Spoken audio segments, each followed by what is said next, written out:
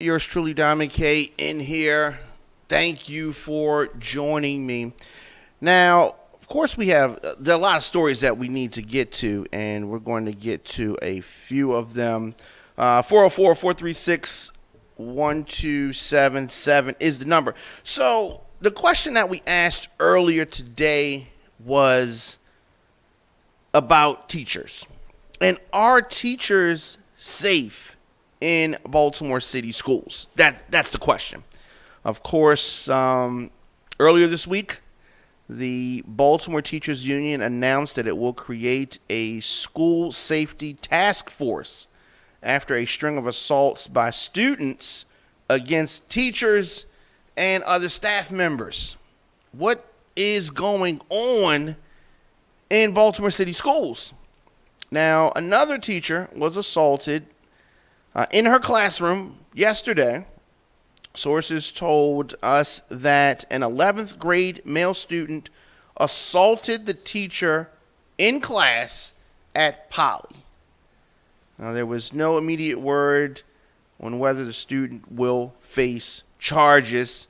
I hope that he does face charges. I mean, just like if a student was assaulted, he would face some type of charges, I'm assuming.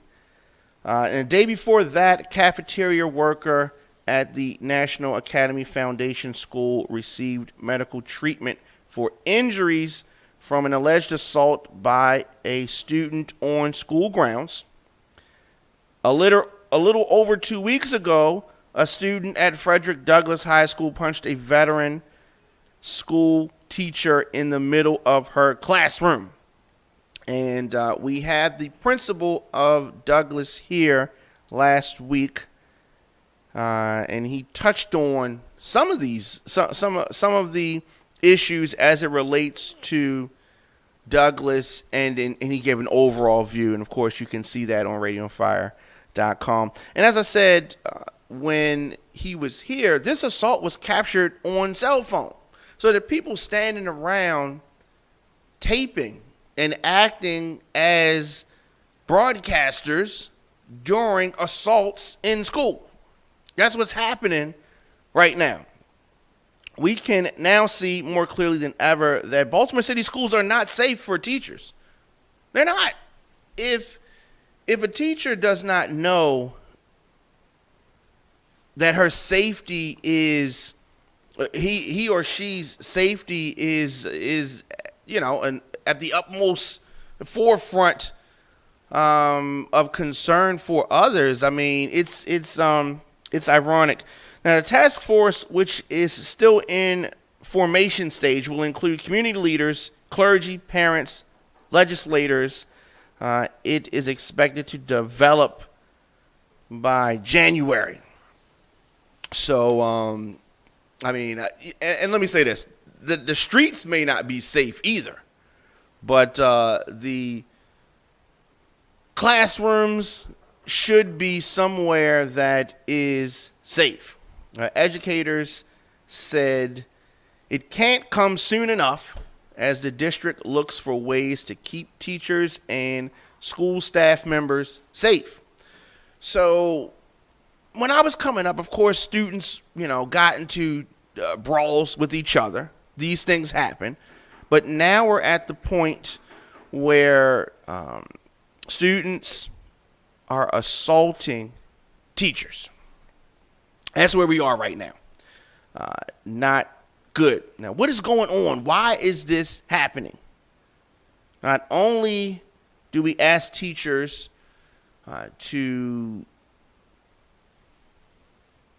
instruct students, children, the future leaders of the city, the future workforce. That's who the kids are. They're not paid enough. They're not paid what they're worth. They're not paid based on what we are tasking them to do. Yet, a safe work environment can't even be provided. You know what I mean? I think it's safer for the strippers in a strip club than it is for the teachers in the school.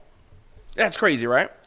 And the dancers may make more Okay, so a spokeswoman for Baltimore City Public Schools also released a statement saying fighting and physical conflict must have no place in our schools. When such incidents occur, those who participate will receive consequences in accordance with code of conduct, the law, or both. Right? That is from the union for the teachers, which I understand. Now, what was ironic is that we had a lot of people talking about the students are, they dealing with stuff. It's trouble at home. You know what I mean? Wanting people to cut them some slack. And I just don't understand. When a criminal robs a bank, sticks somebody up, whatever they do, we're not. The first thought is not what caused this guy to commit this crime.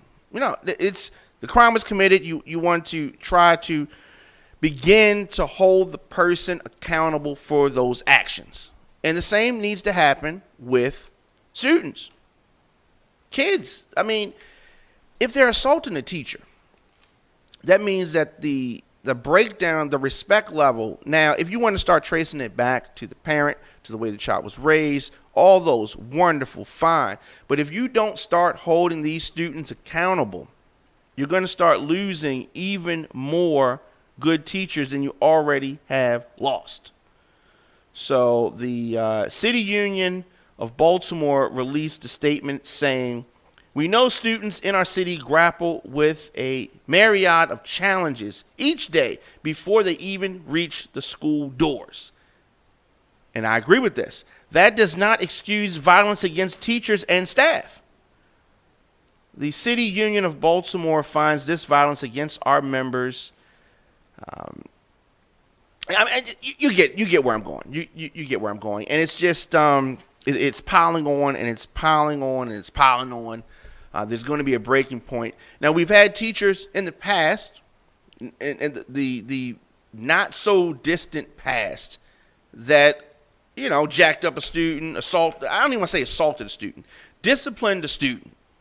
He's fired. Boom, got to get him out of here.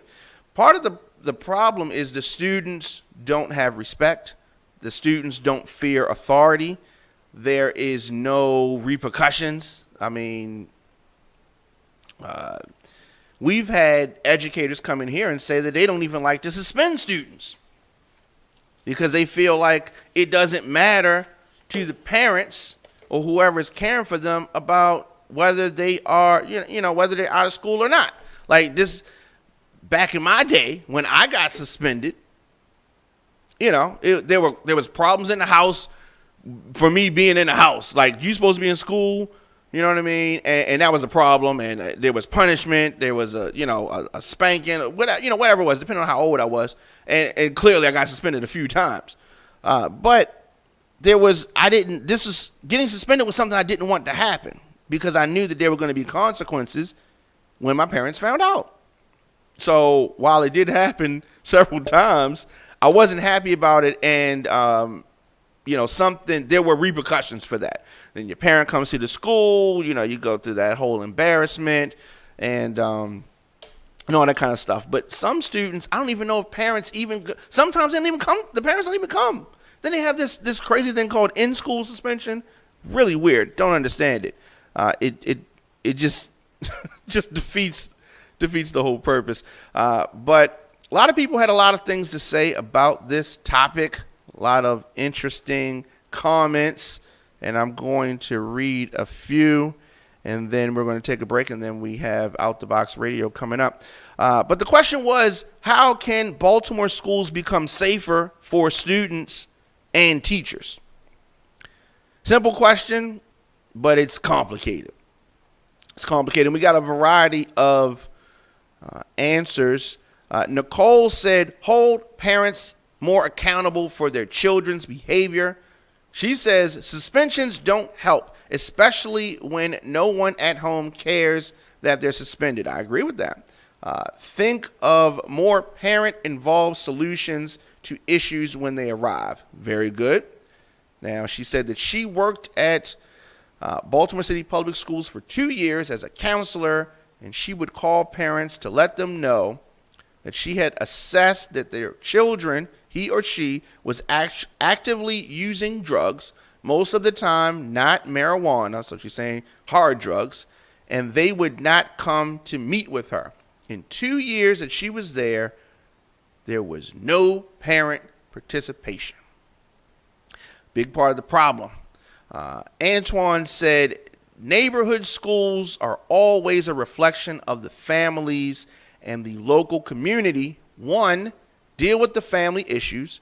2, deal with the community issues. Then you can deal with the school issues. So if I'm understanding Antoine correctly, he's saying that this is one component of a bigger problem, which I definitely agree with that.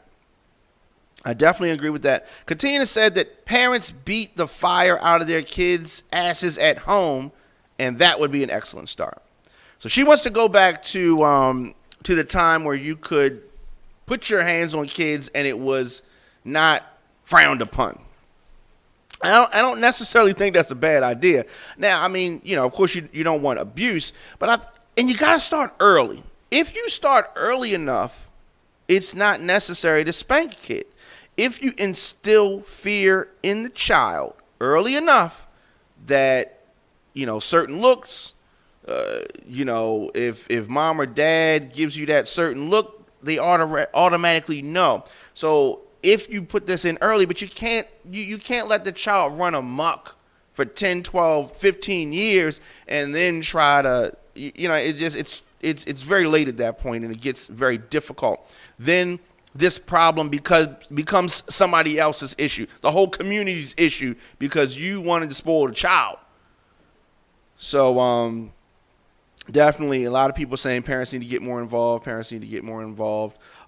Trina has an interesting theory. She says, lock them up for 1 year in an adult prison for assaulting a teacher. If you want to act grown, then treat them like they're grown. Whoa, easy. Slow down.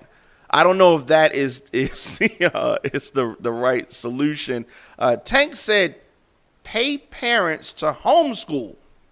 The teachers care as much for these kids as cops care for people on the street. I definitely don't agree with that. Tank, what are you thinking? I mean, that's a bit much. Lakeisha has responding to Tank. Lakeisha says this, so she's a teacher. She says that she cares, and many of her colleagues do too. Our hands are tied. This is Keisha, who is a teacher. Say that fast 3 times. Many circumstances are. She said that her hands are tied in many circumstances. We have to work with whatever arrives at our doors. It isn't that we don't care. We can't do anything because parents get mad at us for disciplining their children. So that's what she said. Greg says that it starts at home.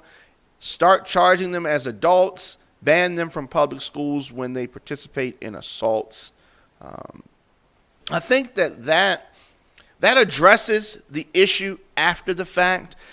We also need to talk about prevention, and we need to talk about different ways for conflict resolution. But I mean, there's so many individual challenges and situations, but ultimately, just because you have it rough at home doesn't give you any type of right to just run amok everywhere. Some people, when you behave this way, you get older. Some people shoot people down in the street, and they don't worry about later, like, oh wow, he came from a broken home. I mean, just like accountability has to start, and we have to stop coddling these kids so much and definitely hold them accountable for their actions when they do something. I don't care that you had it rough at home. There's a lot of people that had it rough at home, but they're not behaving the way you are. And just because you had it rough at home, it's, things are scarce, you didn't have breakfast. I don't care what the situation is. You do not have the right to put your hands on other people.